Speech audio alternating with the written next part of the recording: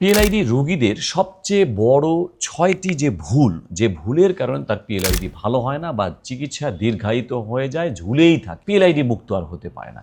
সেই ৬টি ভুল কি কি সেই বিষয়টি নিয়ে আজকের এই ভিডিওতে কথা বলব।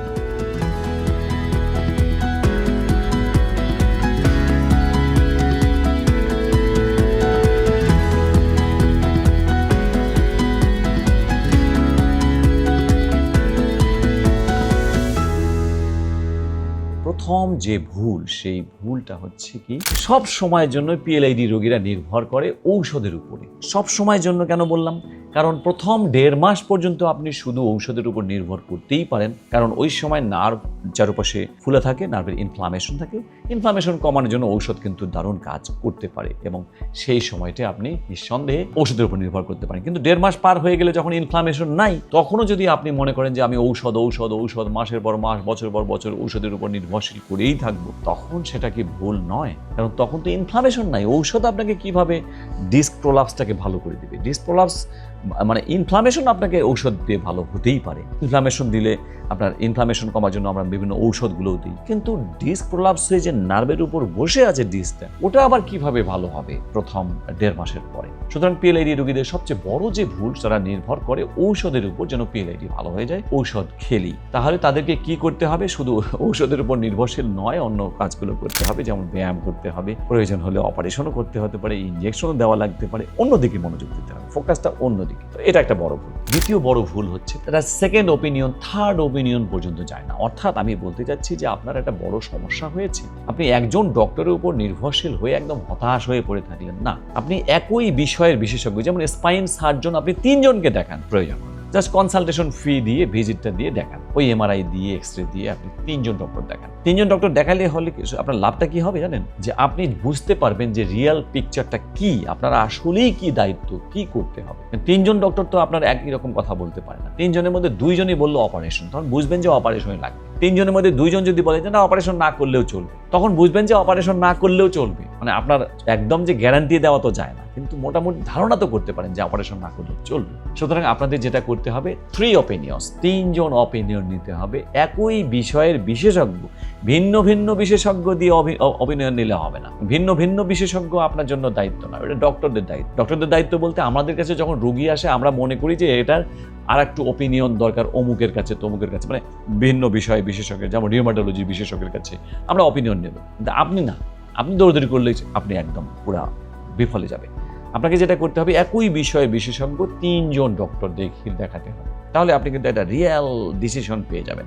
এবং সেটা যেহেতু আপনার পিএলআইডি, সেই জন্য আমি বলবো অবশ্যই স্পাইন সার্জনের কাছে, এবং আপনি নিউরো সার্জনের কাছেও অবশ্যই যেতে পারেন। এই ২ বিষয় বিশেষজ্ঞ ছাড়া অন্যগুলো আসলেই যাওয়া উচিত নয়, যেহেতু এটা মেকানিক্যাল ডিজিজ। দুটো ভুলের কথা আমরা বললাম, পিএলআইডি রোগীদের সবচেয়ে বড় ভুল। তৃতীয় হচ্ছে, যদি আপনার কোনো ডক্টর কখনো যদি বলে যে আপনার অপারেশন লাগবে, ২ জন ডক্টর বললেন অপারেশন লাগবে ৩ জনের মধ্যে, তাহলে আপনার অপারেশনের ডিসিশন নেওয়া উচিত। এবং যদি আপনার ১.৫ মাসের উপরে পার হয়ে, ১.৫ মাস থেকে ৩ মাস পর্যন্ত আপনি দেখতে পারেন যে ভালো হচ্ছে কিনা ব্যায়াম করে দেখতে পারেন, কিন্তু ভালো হলো না এবং ডক্টররা বলছেন বারবার যে অপারেশন লাগবে, আর দেরি করা যাবে না। কারণ অপারেশন না করলে যেমন আপনার জন্য আপনি মনে করতেছেন আপনার রিস্ক আছে, এটা হবে সেটা হবে, আমি আবার স্বাভাবিক জীবনে ফিরে পেতে পারবো না, যাবো না, কিন্তু অপারেশন না করলেও তো আপনি স্থায়ী একটা ক্ষতির মধ্যে পড়ে যাচ্ছেন। অর্থাৎ অপারেশন না করলেও আপনি কিন্তু ওই পঙ্গুই হতে পারেন। যেটা ভাবছেন যে অপারেশন করে পঙ্গু হবেন, অপারেশন না করেও পঙ্গু হয়ে যাবেন। আমি ভয় দেখানোর জন্য বলছি না, আমাদের কত রোগী আসে এরকম, যারা অপারেশন না করে ফুড ড্রপ হয়ে গেছে, ফুড ড্রপ আর জীবনেও ভালো হয় না, তার মানে কি প্যারালাইসিস হয়ে গেছে, পঙ্গু হয়ে গেছে, ডেঞ্জারাস। সেই জন্য অপারেশন যদি করা লাগে এবং সেটা যদি ৩ মাস পার হয়ে গিয়েও আপনার ভালো না হয়, অপারেশন ছাড়া যদি ভালো না হয়, তাহলে অপারেশনই করতে হবে। এরপরে ৪ নম্বর ভুল, এপিডুরাল স্টেরয়েড ইনজেকশন কোনো ডক্টর বলল। আপনার ইনফ্লামেশন আছে, ইনফ্লামেশন থাকলে তো এপিডুরাল ইনজেকশন সবচেয়ে ভালো কাজ করে, কারণ ইনফ্লামেশন কমানোর জন্য স্টেরয়েড একটা ভালো মেডিসিন, আমরা জানি। বিশ্রামও ভালো একটা ব্যাপার, বিশ্রাম যদি আপনি নেন সেখানে ইনফ্লামেশন কমে। কিন্তু এপিডুরাল ইনজেকশন যদি কোনো ডক্টর বলে, এই এপিডুরাল ইনজেকশন নিতে আবার এই চিন্তা ভাবনা, কি সাইড ইফেক্ট, কি করব কি না করব। আসলে ব্যাপারটা হলো যে যখন আপনার চিকিৎসা হিসেবে এপিডুরাল স্টেরয়েড ইনজেকশন আসে, তখন ওটাই আপনার জন্য বেস্ট একটা চয়েস হতে পারে। কারণ এপিডুরাল স্টেরয়েড ইনজেকশনে দিলে অপারেশনের পার্সেন্টেজ 30% পর্যন্ত কমে আসে। এবং এটা আমার কথা না, এটা আমেরিকান অ্যাসোসিয়েশন অফ নিউরোসার্জনস তাদের কথা। তারা দেখেছে যে 90% পিএলআইডি রোগী 1.5 মাসের মধ্যে বিনা অপারেশনে ভালো হয় 4টি চিকিৎসার মাধ্যমে। 1 হচ্ছে মেডিসিন, 2 হচ্ছে ফিজিক্যাল থেরাপি, 3 অ্যাক্টিভিটি মডিফিকেশন এবং 4 হচ্ছে এপিডুরাল স্টেরয়েড ইনজেকশন। তার মানে এপিডুরাল স্টেরয়েড ইনজেকশন আপনার জন্য অভিশাপ নয়, আশীর্বাদ। ওটার কারণে যদি আপনার অপারেশন থেকে আপনি বাঁচতে পারেন বা অপারেশনের সিদ্ধান্ত যেটা দিয়েছে ডক্টর, সিদ্ধান্ত আবার নতুন করে নেওয়ার সুযোগ সৃষ্টি হয়, যে আমি ইনজেকশন দিয়ে আবার অনেক দিন ভালো থাকলেন, এখন আবার ডক্টর দেখালেন, বললেন যে অপারেশন লাগবে না, এরকম তো হতে পারে। মানে সিদ্ধান্ত আবার নতুন করে তৈরি করার সুযোগ সৃষ্টি হয় শুধুমাত্র এপিডুরাল স্টেরয়েড ইনজেকশনের জন্য। এই যে এপিডুরাল স্টেরয়েড ইনজেকশন যদি কোনো ডক্টর আপনাকে বলে, কোনো স্পাইন সার্জন বলে, এটা দেরি করাটাও একটা আসলেই আপনার জন্য ভুল। 5 নম্বর, এটা আমার কথা, এবার আমার দিকে আমি ধাবিত করছি, যে ব্যায়াম না করা।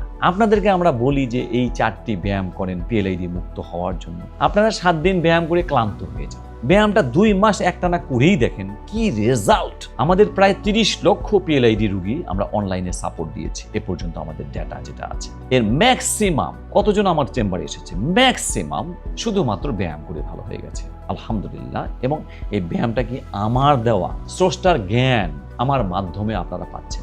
স্রষ্টাই ভালো করছেন, মাধ্যমটা আমি। সুতরাং ব্যায়ামগুলো যে কেন অবহেলা করেন আমি বুঝি না। 4টি ব্যায়াম একদম দারুণ ব্যায়াম।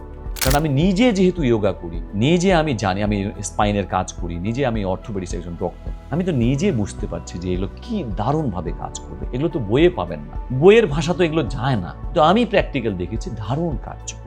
এই বঙ্গাসন, পবন মুক্তাসন, অর্ধচন্দ্রাসন, বজ্রাসন, এই 4টা ব্যায়াম করেন। যদিও এই 4টার মধ্যে বিতর্ক আছে, অন্য ডক্টররা আপনাকে বলবে না, অন্য ডাক্তারে আপনাকে বঙ্গাসন করতে বলবে না হয়তো, কিন্তু দয়া করে 4টি ব্যায়াম করতে থাকেন, রেজাল্ট আপনি পেয়ে যাবেন ইনশাল্লাহ। 2 মাস একটানা মিস করবেন না, প্রতিদিন 10 মিনিট করে করেন, তাও একটানা 2 মাস করেন। কিন্তু একদিন 1 ঘন্টা করলেন আর পরের দিন নাই, এরকম করতে যাবেন না। প্রতিদিন করেন, অল্প করেই করেন, কিন্তু প্রতিদিন করেন।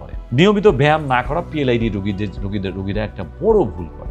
ব্যায়াম করে মানুষ ভালো হচ্ছে, কত ভিডিও দেখছেন, তারপরেও কেন জানি অবহেলা করেন। এবং 6 নম্বর লাস্ট যেটা পিএলআইডি রোগীদের ভুল, সেটা হচ্ছে পিএলআইডি গাইডলাইনটা অবহেলা করা। আমরা বলছি পিএলআইডি গাইডলাইন, কোনটা পিএলআইডি গাইডলাইন?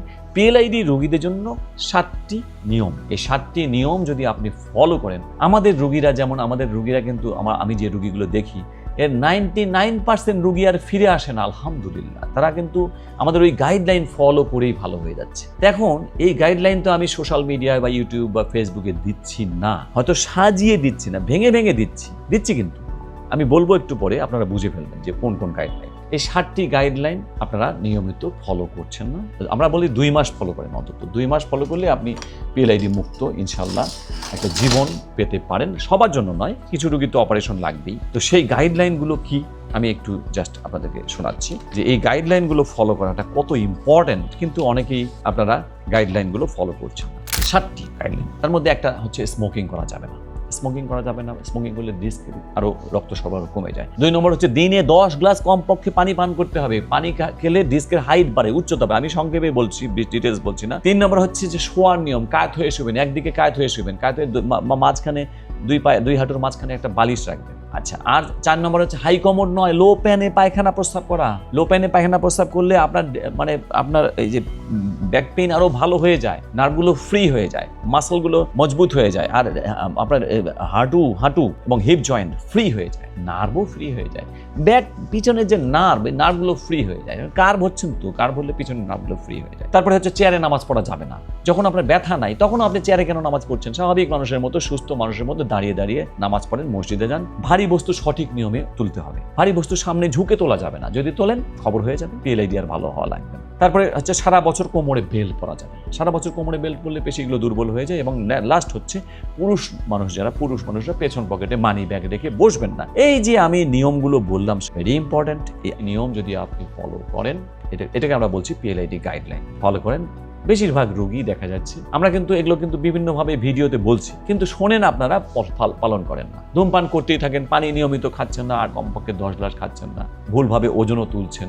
এই হলো ব্যাপার। তো এই ভিডিওতে আমরা পিএলআইডি রোগীদের 6টি একদম সবচেয়ে বড় মেজর ভুল, সেই মেজর ভুলগুলো নিয়ে কথা বললাম। আশা করি আপনাদের অনেক উপকার হবে ইনশাআল্লাহ। পিএলআইডি সম্বন্ধে আরও বিস্তারিত জানতে আপনি আমাদের কমেন্টস করতে পারেন, আমাদের হটলাইন নাম্বারে ফোন করতে পারেন, এবং সরাসরি আমার চেম্বারেও চলে আসতে পারেন আমাকে দেখানোর জন্য। যে পর্যন্তই, আসসালামু আলাইকুম।